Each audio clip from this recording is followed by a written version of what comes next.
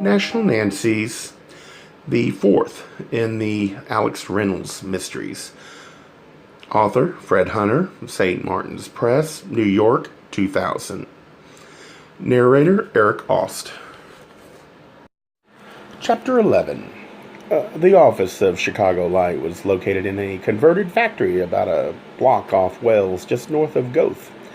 The outside of the building was dirty, dull, white stone with rows of small windows so rigidly spaced they resembled a line of sinister exclamation points.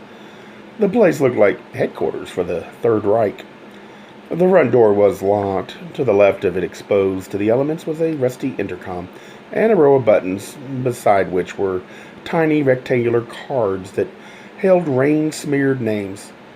We pressed the button beside Chicago Light, and almost immediately the intercom crackled. "Yes," said a rather high-pitched male voice. I said, "It's Alex Reynolds and Peter Livesey. We phoned earlier. We're here to see Ned Turner." The intercom crackled again, and I was afraid that the response had been lost in the static, when suddenly the voice said with alarming clarity, "Oh, yeah, come on up."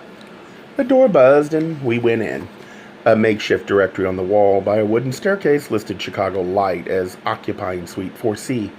Of course, there was no elevator, so we mounted the stairs as quickly as my out-of-shape legs could carry me. Peter sprinted like a gazelle up the steps beside me, his progress only hampered by mine. Chicago Light was in an office at the end of the hall behind a door of frosted glass. The reception area was pretty much what we expected. The obligatory, cheap halogen lamp, potted palms, uncomfortable chairs, and a side table on which were piles of back issues of the paper. Seated behind the reception desk was a young blond man in a pink shirt and jeans. "You're Alex and Peter, right?" He blinked his baby blue eyes at us. I had a feeling he was more dimly lit than the room was. "Yes," I said. "Remember, we called earlier. Is Ned Turner here?" "You're in luck. I told you he'd be here around 5, and he is." It's hard to know with him, because there's real time and then there's Netty time. And Netty time doesn't really have anything to do with real time. Usually he's later than he's supposed to be. I think he's really supposed to drop off his column by 4, and that's why he's usually here at 5. So that's why when we called, I told you 5 instead of 4, even though 4 is when he's supposed to be here. It's funny, because there's almost always an hour difference. It's like Netty's on New York time instead of Chicago time. Or like he just never turns his clock back when the rest of us do. Peter and I looked at each other, then back at the receptionist. "So he's here?" I asked again. He looked confused for a moment, then said, "Oh, yes, he is. Didn't I say?" I was tempted to say, "I don't know," but I was afraid that would complicate matters. "Could we see him?" asked Peter. Sure. I told him you might be coming, so you're sort of expected." He didn't make any further comment or move to call Turner, so I said, "Should you let him know we're here?" "Oh, there's no need for that. Just go down to his office. It's the last one on the right." He made a fleeting gesture toward the doorway opposite his desk, and beyond which was a hallway. "Thank you," Peter said kindly. As we proceeded down the hall, he whispered to me, "I think we can assume he wasn't hired for his office skills." The door to Turner's office stood open, and the man himself was seated at an antique desk, sorting through the mail. Turner appeared to be approximately the same age as his desk. He was painfully thin, immaculately dressed, and had dark gray hair that he wore slicked back. There were huge jeweled rings on 3 of his slender fingers. He had small round glasses perched on the bridge of his excessively angular nose, and he kept his lips in a disapproving pucker. He looked like a bird that might peck at someone without provocation. When we stopped in his doorway, he looked up and said, "Yes, Mr. Turner, I'm Alex Reynolds, and this is Peter Livesey. We'd like to talk to you." "So I hear. Come in." He waved his elegantly manicured hand at the 2 soft chairs in opposite corners of the room, far away from his desk. Peter and I sat down. "What can I do for you?" Stephen, our twink on guard, was rather vague. which is his natural condition. He was able to tell me that he thought you might be coming, but I'm afraid the purpose of your visit was beyond his meager capabilities. It's about Jody Lynn Hayden, I said. He sat back in his chair. Ah, yes. Dear dead Jody. I heard someone blew her up. I was surprised. She was so intense when she visited me. I expected her to explode on our own. Mr. Turner, I began. Ned, we understood that Jody came here to talk to you. His eyes narrowed, which made him look even more like a predatory bird. Oh, you do you? Her partner told us that, said Peter. Did she? How interesting. Peter and I glanced at each other over the abyss across which we've been seated. Yes. Didn't she come and talk to you? Now, that is a question, he replied smoothly. It requires another question. Who wants to know? Well, we do, I answered blankly. Yes, but then the question becomes, who are you, my dears? Two people who are fighting for their lives, Peter replied pointedly. Whoever killed Jody tried to kill us last night. Turner's eyes flexed slightly. He opened his center drawer and pulled out a pad and pencil. Now that is interesting. Do tell. He poised the pencil over the pad. Peter leaned forward. Because our lives are in danger, we've been trying to find out what happened to Jody, and the trail led us to you. So we want to talk to you off the record. On something as juicy as this? You must be joking. No, we're not, I said. We stumbled into the same mess that Jody did, and that may have started with you, so we need to know what you talked to her about. Don't you see that? Why, of course I do, young man, he replied with a ravenous smile. But what I'm talking about now is tit for tat. I would love to be the first to have the inside story on the murder of one of our own, and you sound like you can help me in that area. I looked over at Peter, who was staring at Turner as if he were an insect. I can give you the inside scoop, I said evenly. Something you told Jody may have led to her death. Turner looked singularly unimpressed by this statement. Peter said, I can tell you something else. Both the police and the FBI have been pressing us for information since the tip was made on us. We've been reluctant to share anything with them, but maybe it's time we changed our tune and told them that the trail leads here. Do you think we should? I said to Peter with mock surprise. Taking up the thread. I mean, it would take the pressure off of us. But wouldn't that put Nettie here in the middle of a really, really difficult situation? Turner puckered his lips so tightly he looked as if he was sucking in a worm. He laid his pencil atop the pad and sat back again.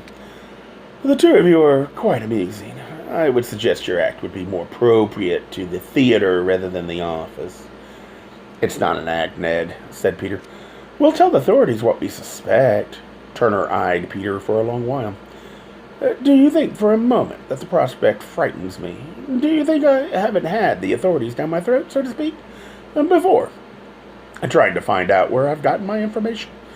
This paper may be the rectum of the popular press, but it's still journalism and subject to all of the same protections afforded the more prestigious periodicals. He fairly sneered the word prestigious. Still, in all, I suppose I should do my little bit when called upon in a matter such as this. So let me propose a little exchange. What kind? I asked wearily. He made a temple of his fingers and held them to his chest. I will answer your questions about Jody, inasmuch as I deem suitable in exchange for an exclusive with you once the matter's settled. Is that agreed? Peter and I glanced at each other again. He gave a nod, and although I had a feeling I was making a deal with the devil, I said, agreed. Good. He rested his elbows on his desk and propped his chin on the temple. I'll accept that as the word of a gentleman. Now ask away. Well, I said slowly, not at all happy about the arrangement or the relish with which he approached his job. We understood that Jody came to you looking for dirt on Fritz Peterson. Naturally. Naturally what? Naturally she came to me. Who better? What did you tell her? Peter asked. He spread his palms broadly and smiled. Absolutely nothing. Nothing. I was truly shocked. I had been so certain, without any real evidence, that Turner was the source of Jody's information. I have absolutely nothing on Peterson other than idle gossip, and I certainly don't report that in my column. It's called a gossip column, but believe it or not, I don't print anything I can't prove. What's the gossip on Peterson? Asked Peter. He shrugged. Just the usual rampant rumors about Peterson's possible proclivities. He rolled his tongue around the alliteration as if he was savoring it for future use. Surely you've heard it all, that although he's the image of a God-fearing family man and he's staunchly against homosexuality, that he's really a closet queen. The most colorful stories involve the police smuggling very young hustlers into him when he was maintaining a place on Fullerton. On Fullerton? I shuddered at the thought of Peterson having lived so close to us. But if it was true, where's the proof? Turner said expansively. The way the tales are told, there should be a veritable parade of lusty young men waiting in line to sell their stories to the newspapers. But none has come forward, and in addition to that, I can't believe that in this day and age his party would have backed him if there was a breath of truth to the rumors. And then there's Clark's. Everyone says he's a homosexual. The stories are the same, with only small variations. I'm sure you've heard the rumors about the man of the people. Yes, I said, and the whole thing makes me sick. They say Peterson is gay because he's against us, and they say Clark's gay because he's for us. Nobody can win, and the worst part is that the rumors are spread by gay people without realizing that we make it sound as if being gay is the worst thing we can say about someone else. I turned to Peter and said, Pardon me for borrowing your soapbox. Any time, he said with a proud smile. Be that as it may, Turner said with exaggerated patience. I suddenly had the embarrassing thought that I had become one of those political fags I dislike. I have nothing on either candidate.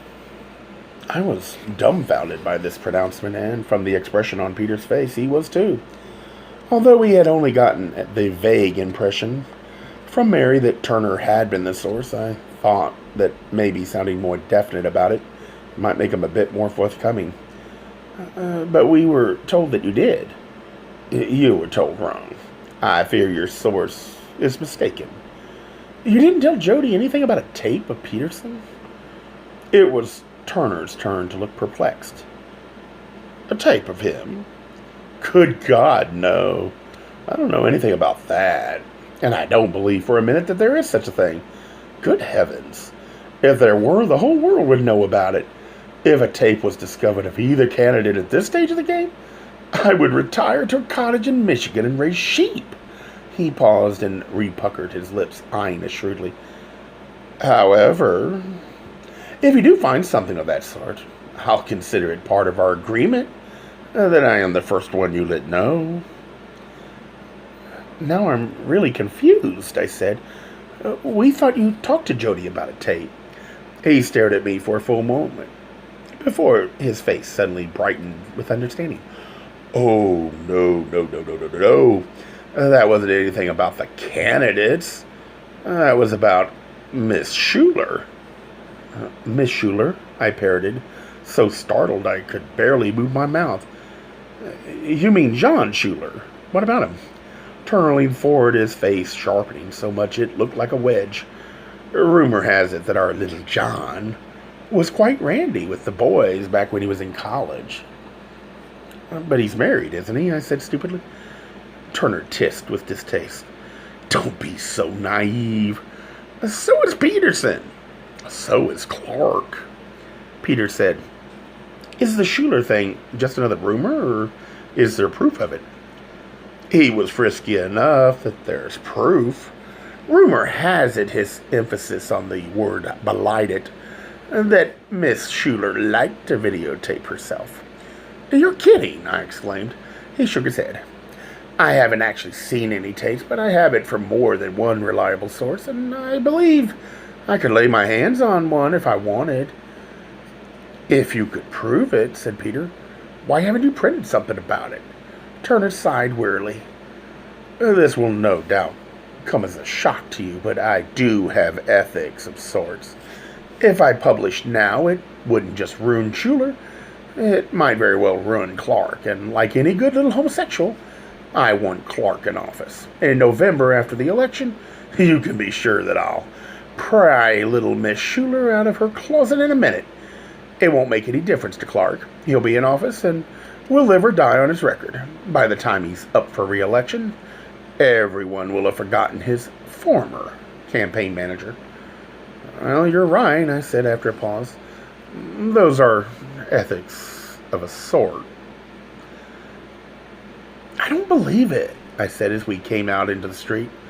Jody was trying to get evidence on Schuler? No, said Peter. She was trying to get it on Peterson. What she found was dirt on Schuler. We walked back to Wells and headed north. We were both so keyed up by this bit of unexpected information that by tacit agreement, we walked rather than hailing a cab. Do you realize what this means? This is the first link we have to Jody's death. Direct link? Peter said doubtfully. Yes. She talked to Turner on Friday. We saw her go and talk to Schuler on Saturday. She was angry when she came out on Sunday. She was dead. Jody was born angry, and I don't think we can make a case out of that. Besides, all she said about her talk with Schuler is that he wasn't qualified for his job. But don't you see? We finally found one person who isn't what he says he is. That's what the FBI wanted us to look for to begin with. I think we should call them and pass it on. Peter stopped so abruptly that I'd gone several feet before I realized he was no longer by my side. Wait a minute. Do you know what you're saying? What? I said, turning around. I was caught off guard by his tone. He looked like it was taking a great effort to control his temper. Alex, the FBI asked us to look for someone who might have infiltrated the campaign. Someone from a militia group or some other organization. We thought that was like asking us to find out if a straight person was masquerading as a gay. But we're not talking about a masquerade anymore. We're talking about somebody who may or may not be in the closet. I swallowed hard. I thought we were talking about a murderer. There's no proof of anything yet, only the unsubstantiated claims of a gossip columnist. He says he can get proof, but he didn't produce it. There was long silence. He took several deep breaths to compose himself. When he looked back into my eyes, his love for me had overcome most of his anger. Honey, Ned Turner considers it his job to out people. Do you consider it yours? Well, no. Are you willing to out someone just so you can prove to the FBI that you can do the job? No, I repeated softly. There was a huge lump in my throat. I was ashamed of myself for not having realized the ramifications of what I was contemplating doing. Peter noticed how upset I was, and as if he'd read my mind, he whispered in my ear, It's all right. I just got there before you did. We started walking again, and were silent for quite some time. Then I said, But if what Turner said is true, there's a possibility that Schuler is the one who killed Jody. We can't let that go. That's right, he said, slipping his arm around my waist. But we have to find proof. We went on in silence for a while, and then it was my turn to stop. Oh, God. What is it? I just thought of something. So what if there's a tape of Schuler? What does it matter? Jody never would have pursued it. What do you mean? She wouldn't have jeopardized Clark. Turner was right. Exposing him now would have hurt Clark. Jody would have realized that. We resumed walking again as Peter replied, I don't know.